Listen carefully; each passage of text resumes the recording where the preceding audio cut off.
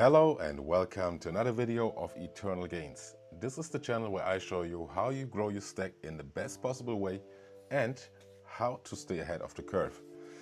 Alright guys, today I have a really interesting video for you guys. I did a video about this platform before and now they released a new blog post, this one here, OpenClawCash, Get Paid 2.0 is live. Alright, so they released a new feature.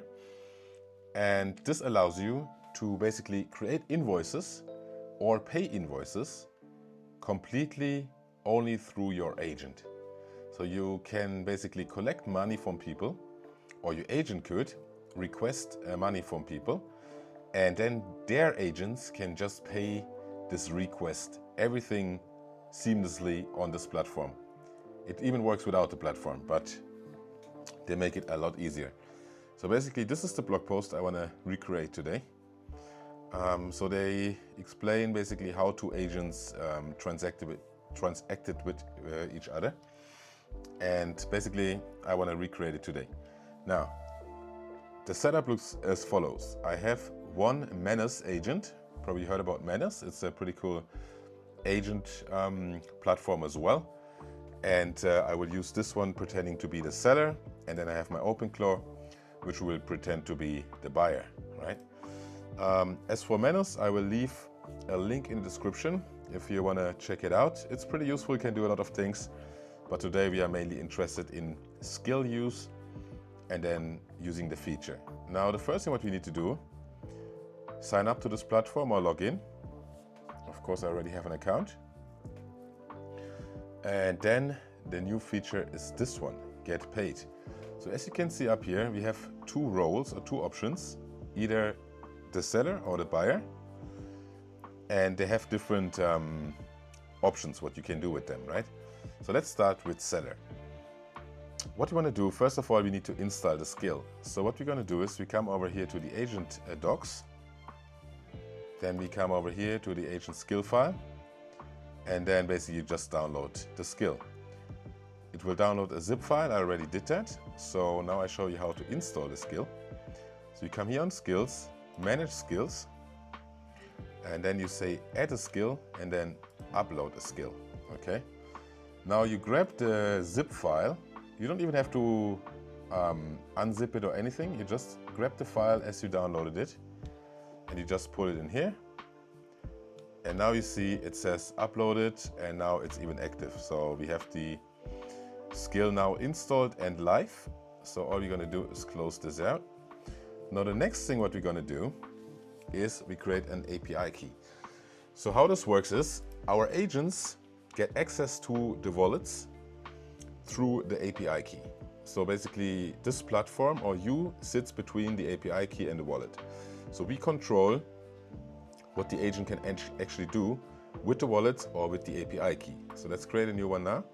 Let's call this seller key. All right, and you see there's a new button here, says access, and now we can scope the key to the different features, like to the venues or to the get paid feature. So that's what we want to do. We say write and read. Then on the boundaries, you can, if you want, you can narrow it down. Like he can only use a certain wallet. So in this case, we're going to do bank one. So we want this seller key only have access to this particular wallet, right? Then we could do the chains as well, and then there's two more options. So that's fine. Let's create the key. Let's copy it. Let's tell him, okay, use the skill to check my wallet balance. That's all I'm going to tell him. Let's see. I, by purpose, didn't give him the key yet. I just want to see if he figures it out. But without a key, obviously, he can't access the platform. So he would tell me, he should tell me now something that he needs the API key. Let's see. Now, the first thing what he does is reads the instructions. Checks the end file exists. That's good because the end file usually contains your API key. Now he's setting it up. Okay. Now it's checking for the API key, and obviously he will not find it.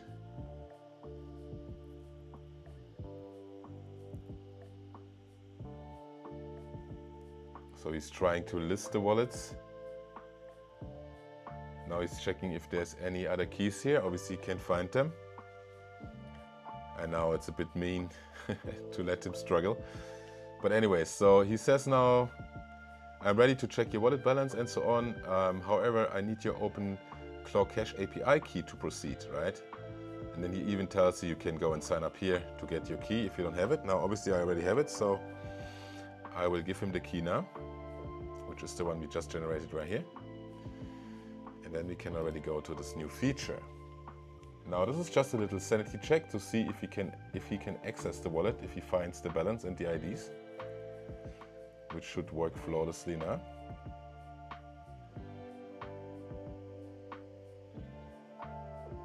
Yes, there you go. Okay.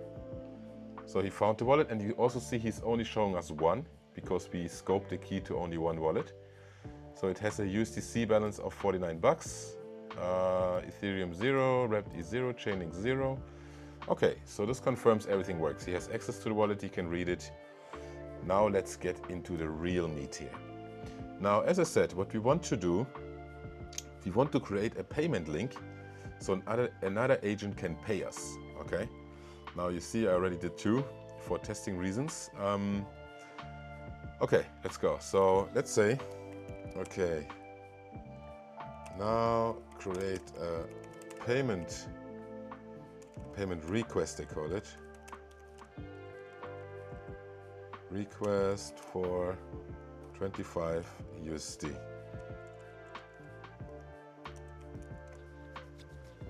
Now, as you can see, open request is 0, funded also 0, and paid 2. The primary queue is empty too. Now let's see what he does.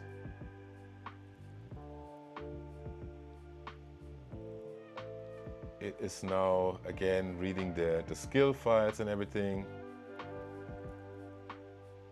And now it's creating the payment request.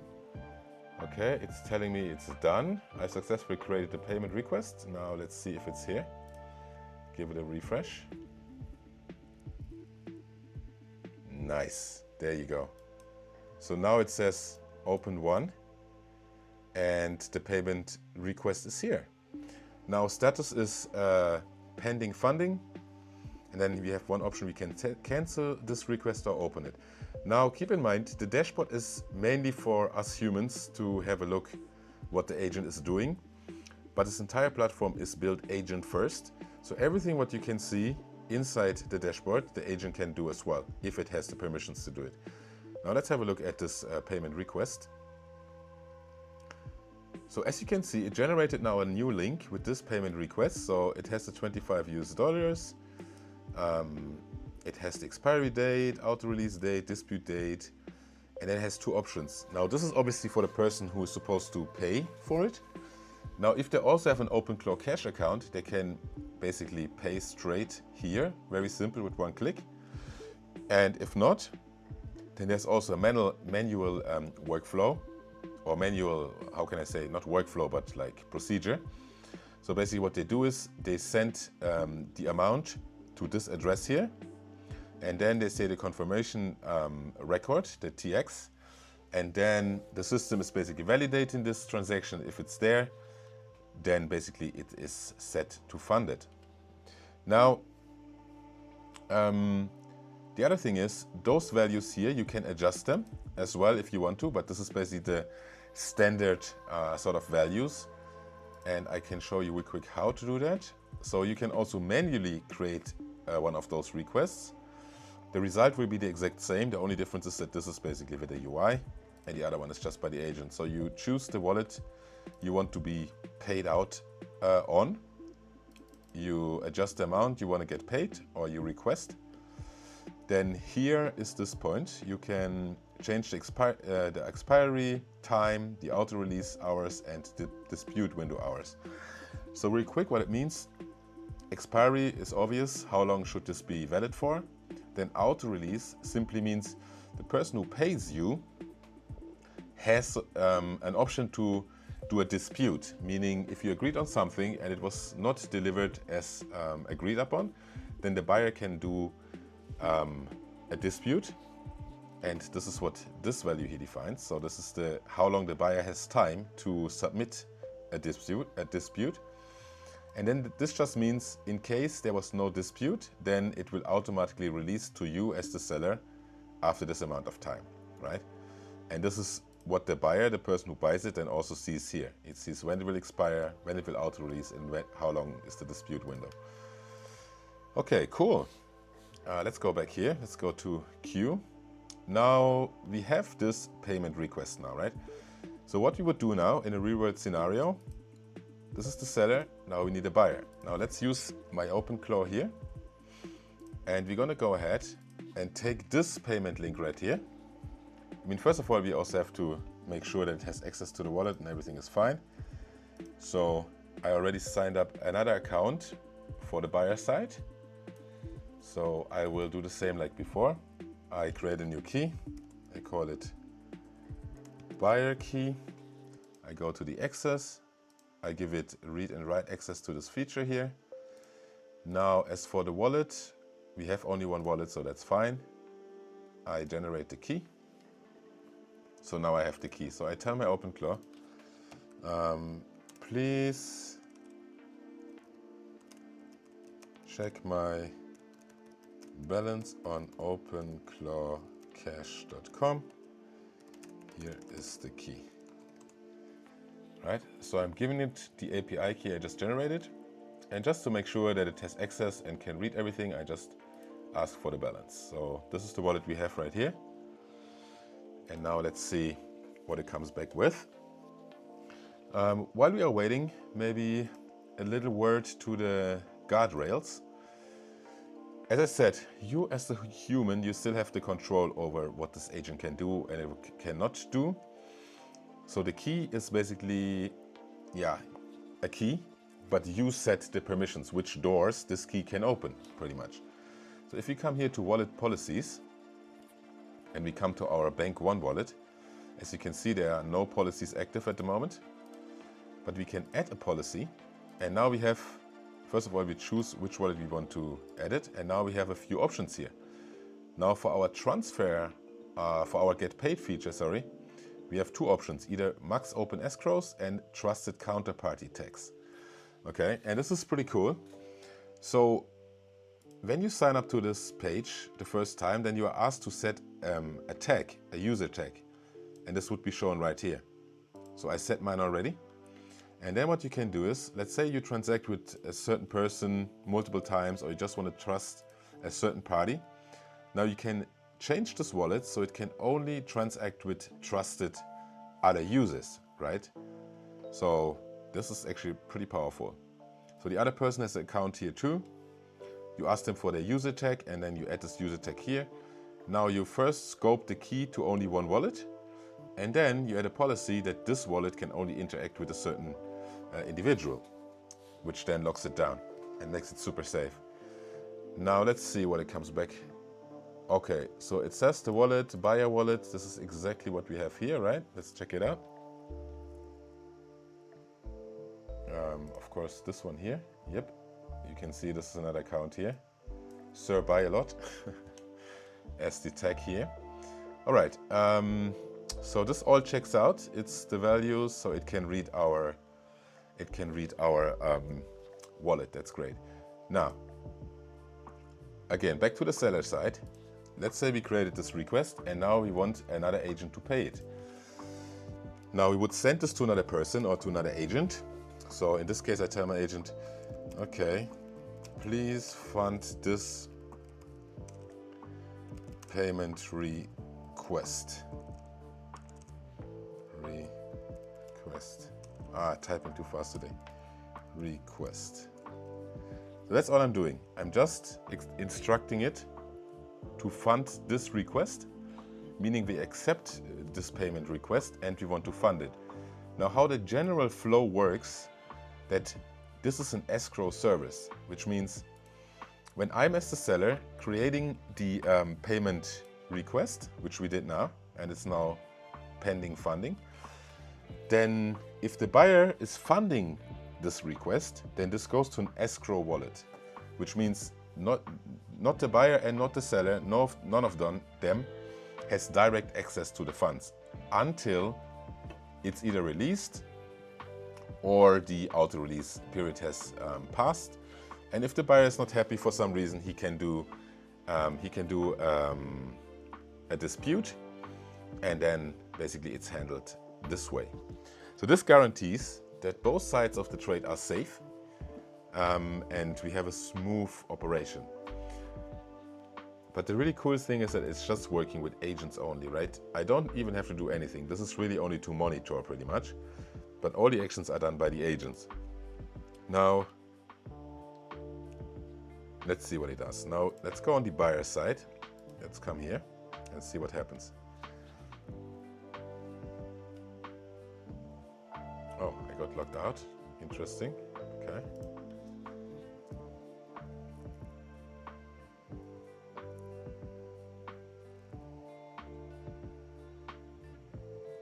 Okay, let's come here to our feature.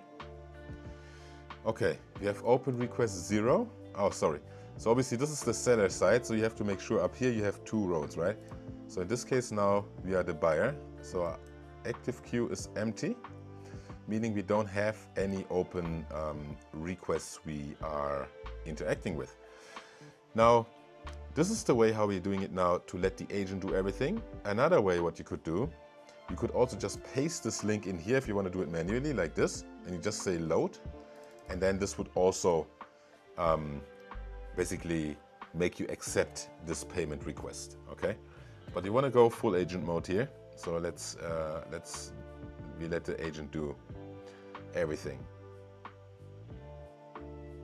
Let's see. Oh no. Okay, now I got surprised here, but it's, of course, this is two ones we already tried. Now let's see how this one works out. If you can see, it's typing, it means like it's doing its magic. Yes, maybe a few other words. One thing I wanted to mention as well, while we are waiting, is the automation tab. So this is pretty advanced as well. Now here you can just set some basic stuff if you want to, but the really powerful feature is the webhook, right? So what they offer is webhooks, which means, let's say you're a seller and you have like an online store or whatever, and you want to use this platform or this payment request system to collect payments. Then you can set up a webhook, and then you can configure what this webhook should listen to or which events it should send you. And then you get always notified if one of those things happens, right? For example, you have an outstanding payment request and it was funded, then you would get notified immediately. So this allows you to build a full automated workflow out of this. For example, with N8N or with any other type of software. So you have basically a feedback loop, right? The agent can first do an action, then it's waiting for something to happen, and then it reacts to that, and so on and so forth. So it allows you to completely 100% automate everything, and I think this is actually a pretty cool feature. Okay, now something happened here. Let's check it out. Let's come back to our queue. And we already see the first thing on the seller side now. We're on the seller side. It now changed the status to funded. Now let's see here on our buyer side. If we give it a refresh,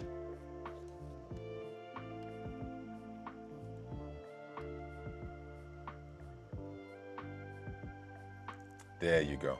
Now in our action queue, we have a new item.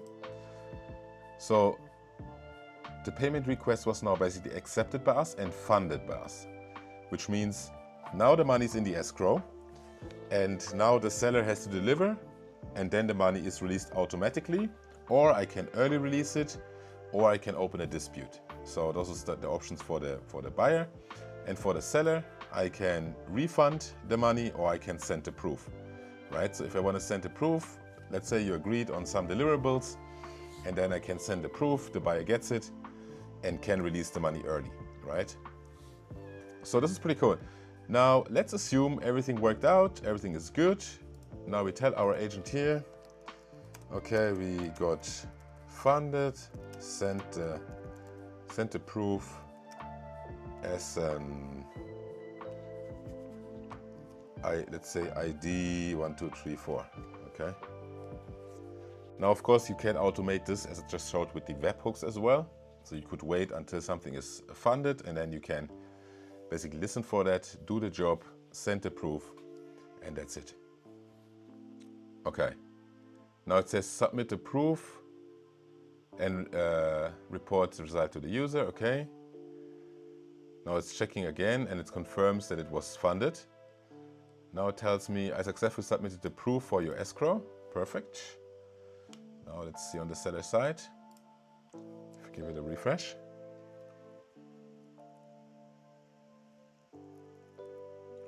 Now you see the status has changed to proof submitted. If you check on the buyer side,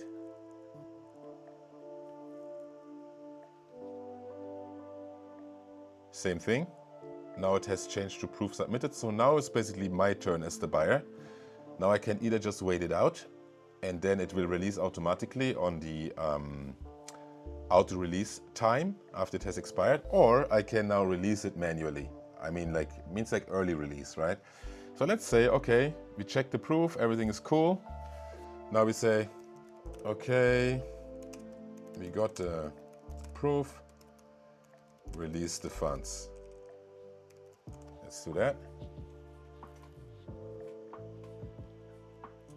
Now still status as proof submitted. On the buyer side, same status. And this is the time, basically how much time we have to fund this payment request, right? After it will expire. And then we even get a notification here that dispute deadline approaches. So after the proof is submitted, of course, there's still the possibility of a dispute. And it just tells me, okay, I have 1 hour and 46 minutes until the dispute window is expired. Okay, let's see here. Now I'm telling you we got the proof, it should release the money. So now we're on the buyer side, right?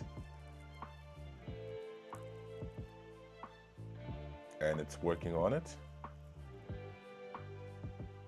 Let's give it a little minute. But again, I'm just blown away by how cool this is and how many options this actually gives us, right?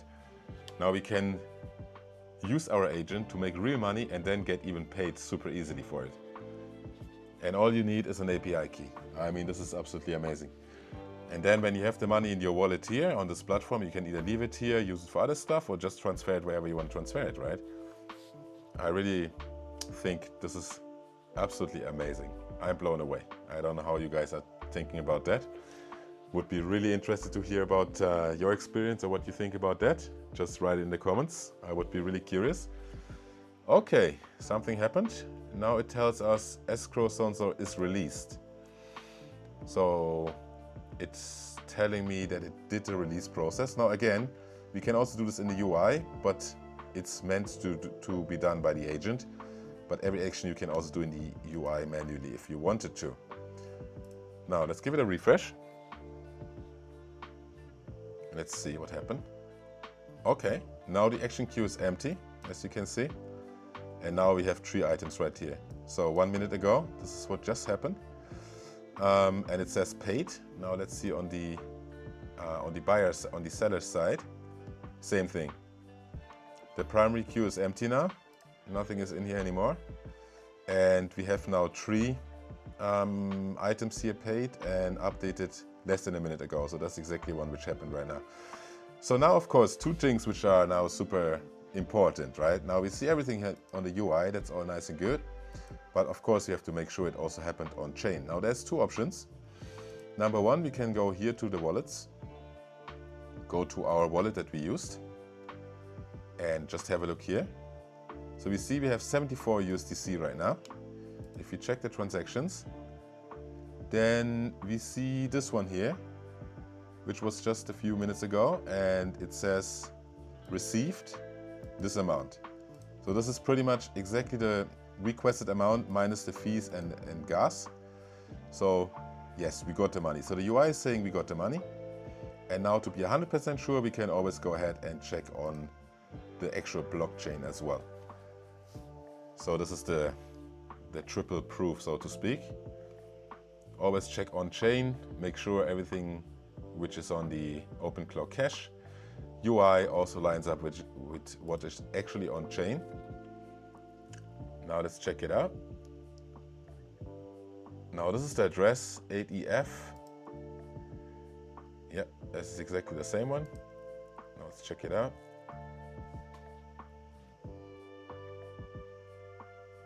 Okay.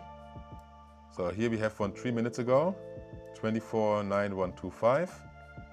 Let's check it here, 249125. Yep, it lines up.